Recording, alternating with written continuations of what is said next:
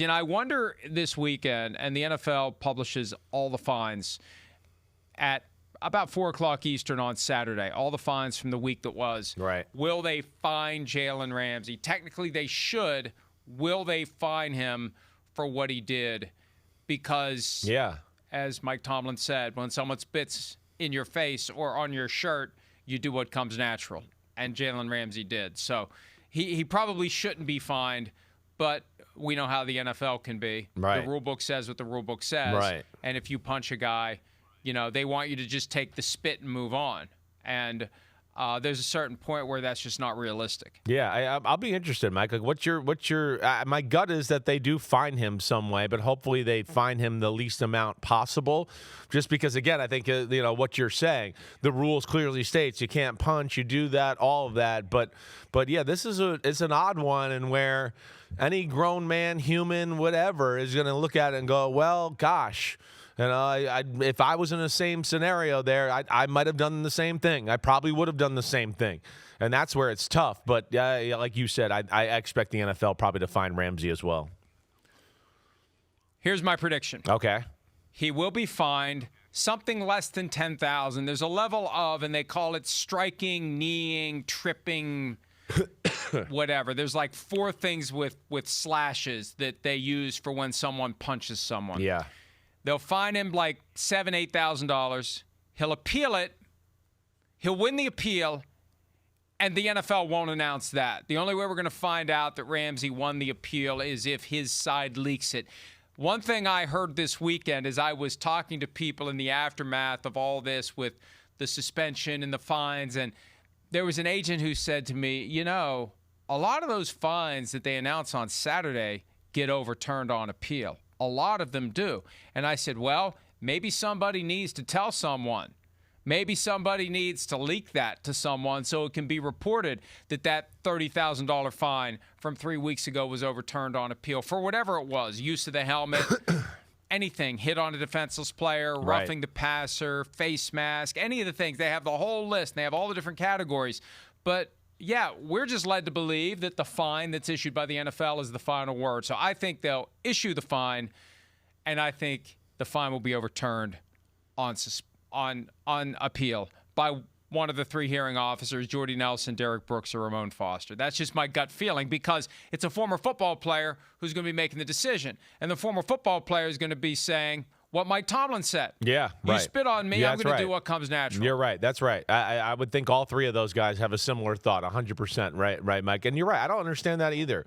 Well, why don't they publicize the rescinding of fines and do that? I don't understand that. I mean, I would honestly think that's kind of a good look for the league in a lot of ways and shows that they're like some logic and they actually think about things and realize maybe sometimes they're a little wrong at first. I don't understand why they wouldn't show that and put that out there a little bit.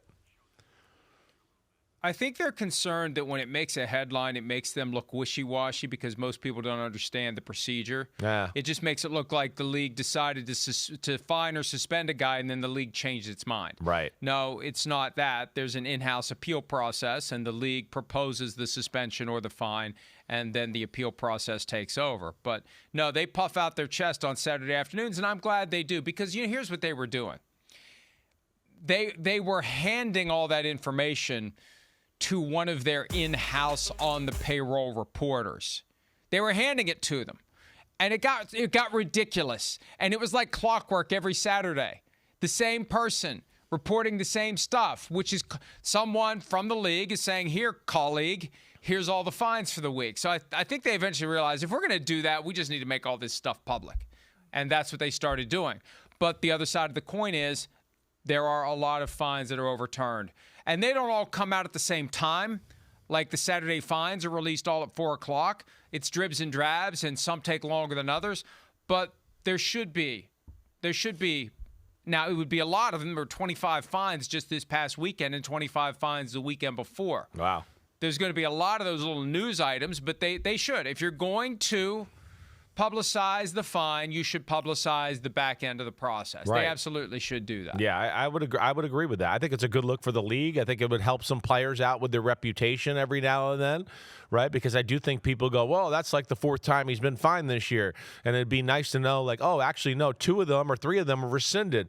And you know, he's not as egregious in that department as we thought, whatever it might be, right? Lowering the crown of the helmet, hip drop tackle, whatever. Because some guys get kind of that stigma on them as well throughout the league, and not even the players know that a guy's fine has been rescinded or anything like that.